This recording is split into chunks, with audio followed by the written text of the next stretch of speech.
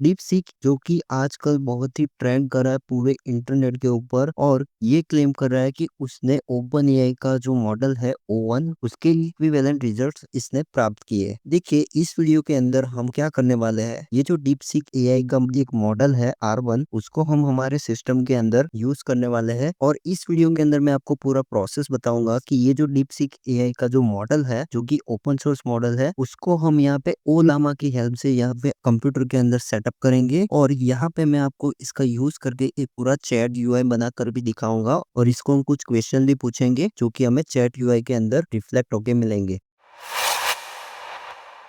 तो देखिए इसको हमें सेटअप करने के लिए क्या करना है, आपको जाना है olama.com के ऊपर। यहाँ पे आपको एक बटन मिलेगा जो कि है डाउनलोड बटन। नाउ इसके अंदर इन्होंने यहाँ पे डाउनलोड फॉर विंडोज दिया हुआ है। अगर आप मैक ओएस में है या फिर लिनक्स में है, जो भी आपका ऑपरेटिंग सिस्टम हो उसके हिसाब से आप यहाँ पे डाउनलोड कर सकते हो। अभी देखिए तो ये जो ओलामा है वो हमें डिफरेंट टाइप्स के मॉडल्स को रन करने में हेल्प करता है, तो इससे आपको सबसे पहले इंस्टॉल कर देना है। अभी ओलामा को इंस्टॉल करने के बाद आपको यहाँ पे कमांड प्रॉम्प्ट को ओपन करना है और यहाँ पे आप लिखेंगे ओलामा -v, जिससे आपको यहाँ पे एक वर्जन मिलेगा और ये वर्जन अगर आपको दिखता है तो आपका जो ओलामा है वो यहाँ पे अपने सिस्टम के अंदर इंस्टॉल हो चुका है। अभी इसके अंदर हमें बहुत सारे मॉडल्स मिलते हैं, तो हम यहाँ पे चलते हैं मॉडल्स के ऊपर और यहाँ पे आपको सबसे पहला जो मॉडल दिख रहा होगा वो है डीपसीक R1। नाउ ये जो डीपसीक R1 है इसको हमें हमारे लोकल पीसी के अंदर यहाँ पे सेटअप करना है, तो इसका जो पूरा प्रोसेस है वो हम यहाँ पे फॉलो करेंगे। तो आप देखिए यहाँ पे डिफरेंट टाइप्स के मॉडल दिए हुए हैं, जिसमें से ये है 7 बिलियन पैरामीटर वाला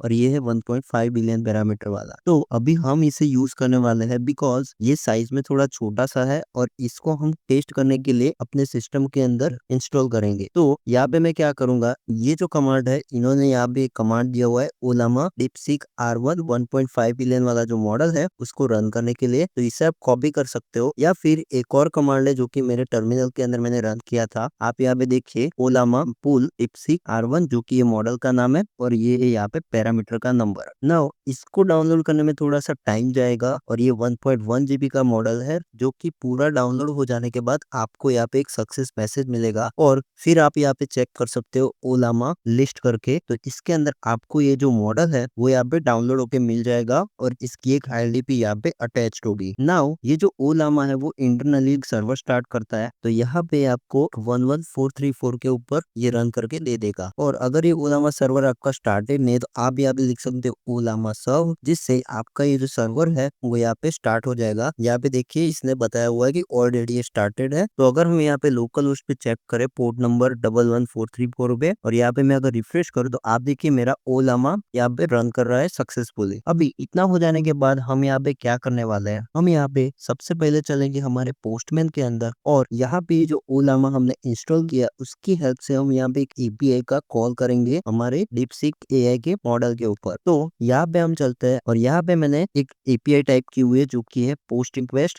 HTTP लोकलहोस्ट 1143 पे और यहाँ पे जो एपीआई का एंड पॉइंट है वो है जनरेट। नाउ इसके अंदर मुझे बॉडी पैरामीटर के अंदर मॉडल पास करना है और यहाँ पे मुझे प्रॉम्प्ट देना है। नाउ ये जो प्रॉम्प्ट होगा उसके अंदर आप यहाँ पे कुछ भी क्वेश्चन पूछ सकते हो जो कि हम जनरल डीपसीक एआई या फिर चैट जीपीटी जैसे चैट यूआई में पूछते हैं। तो यहाँ पे मैं लिखा हूँ hello what is your name और यहाँ पे मैं सिंपली सेंड पे क्लिक करूंगा। नाउ आप देखिए इसके अंदर मुझे बहुत सारे रिस्पॉन्सेज मिले हैं और अगर हम इस हेडर के अंदर जाएंगे तो आप यहाँ पे देख सकते हो content type x and Jason और यहाँ पे इसकी जो एनकोडिंग है वो है चंक। और इसके अंदर यहाँ पे अगर आप देखेंगे तो ये पहले है थिंकिंग फेस के अंदर और इसके बाद हमें एंटर दिया हुआ है और वापस से अगर आप यहाँ पे देखेंगे तो यहाँ पे कुछ टोकन्स दिए हुए जिसमें से पहला तो है हेलो, उसके बाद यहाँ पे एक्सक्लेमेशन है, फिर यहाँ पे है आई एम डीपसीक -R1। अगर आप इसे रीड करेंगे ये जो रिस्पॉन्स वाला जो ई दिया हुआ है तो यहाँ पे ये पूरा मैसेज यहाँ पे फॉर्मुलेट हो रहा है। आप देखिए यहाँ पे है an artificial intelligence assistant created by DeepSeek. इसको हम बेटर विजुअलाइज करने के लिए हम क्या करेंगे, मैंने यहाँ पे एक रिएक्ट जेएस का एप्लीकेशन बनाया हुआ है। नाउ यहाँ पे ये मेरा VS कोड और इसके अंदर मैंने क्या किया है, एक सिंपल सा चैट यूआई बनाया हुआ है और ये भी मैंने एआई के हेल्प से ही बनाया हुआ है और इसको थोड़ा सा अच्छा दिखे इसके लिए मैंने यहाँ पे कुछ मॉडिफिकेशंस किए। नाउ यहाँ पे आप देखिए मैंने ये जो हमारा रिएक्ट जेएस का एप्लीकेशन है, तो आपको पता ही होगा कि रिएक्ट जेएस का एप्लीकेशन बनाने के लिए वाइड यूटिलिटी का यूज करना पड़ता है, तो उसकी हेल्प से मैंने ये पूरा ऐप क्रिएट किया है। अभी हम देखिए यहाँ पे मैंने एक फंक्शन क्रिएट किया है जिसके अंदर हम सिंपली क्या कर रहे हैं, अगर आप यहाँ पे नीचे जाके JSX में देखेंगे तो एक चैट चैट बॉक्स बनाया हुआ है सिंपली, और इसके अंदर एक दो और लाइब्रेरी का यूज किया जिसमें से पहली है रिएक्ट मार्कडाउन और दूसरा है रिएक्ट सिंटैक्स हाइलाइटर। और इसका यूज करने के पीछे का रीजन ये है कि ये जो हमें रिस्पॉन्स रिटर्न करता है इस पर्टिकुलर एपीआई के अंदर वो होते हैं हमारे मार्कडाउन सिंटैक्स। तो उसको हमें विजुलाइज करने के लिए ये जो लाइब्रेरी है उसकी हेल्प ली है। नाउ ये जो सेंड मैसेज फंक्शन है वो क्या करेगा, तो पहले मैं आपको यहाँ पे यूआई दिखाता हूँ। तो यहाँ पे ये जो यूआई है आप यहाँ पे देख सकते हो, जिसके अंदर एक इनपुट बॉक्स है और सिंपली सेंड बटन है, जिस तरह से एक चैट यूआई में होता है। तो यहाँ पे मैं हाई करूंगा और यहाँ पे सेंड पे क्लिक करूंगा तो आप देखिए यहाँ पे आ रहा है hello how can I assist you today. तो ये जो रिस्पॉन्स आ रहा है वो मिल रहा है हमें मॉडल से, जो कि ये पर्टिकुलर एपीआई है जो कि हमने सेंड मैसेज फंक्शन के अंदर कॉल की हुई है। तो इसके अंदर जब भी हम सेंड मैसेज यानी कि ये वाला जो बटन है सेंड का वो प्रेस करते हैं, तो उसके बाद हम यहाँ पे कुछ स्टेट्स यहाँ पे सेंड कर रहे हैं, जैसे कि यहाँ पे हम मैसेज सेट कर रहे हैं, देन ये किस टाइप का मैसेज है, यूजर का मैसेज है वो यहाँ पे हम सेट कर रहे हैं, एंड देन इनपुट को एम्प्टी करने के बाद यहाँ पे हम लोडिंग प्रूव कर रहे हैं। फिर यहाँ पे हमने एक एपीआई कॉल किया और इसके अंदर हमने यहाँ पे एक रीडर कॉल किया है और यहाँ पे हम एक व्हाइल लूप लगा के यहाँ पे पूरा जो मैसेज है उसको फॉर्मुलेट कर रहे हैं। फिर इसको हमने यहाँ पे ये जो पूरा मैसेज है उसको डिस्प्ले करवाया है एज अ बॉट, यानी कि